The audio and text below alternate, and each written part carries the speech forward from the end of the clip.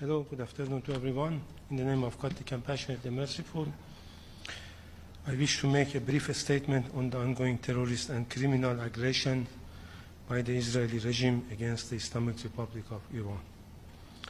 Israel has committed a blatant act of aggression against the sovereign and territorial integrity of Iran. Its relentless campaign of atrocities against our people continues unabated. This is a serious violation of the United Nations Charter and fundamental principles of international law. These attacks crossed all red lines.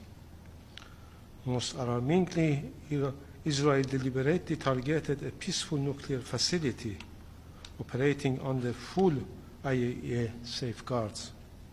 This is a dangerous and illegal act. It posed a serious risk of releasing radioactive material.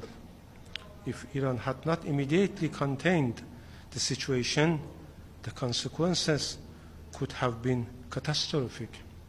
Israeli claims of surgical strike is false and misleading.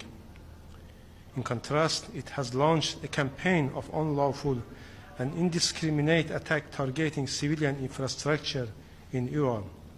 Civilians were killed. Homes, hospitals, and other civilian infrastructure were destroyed. These are facts, not claims.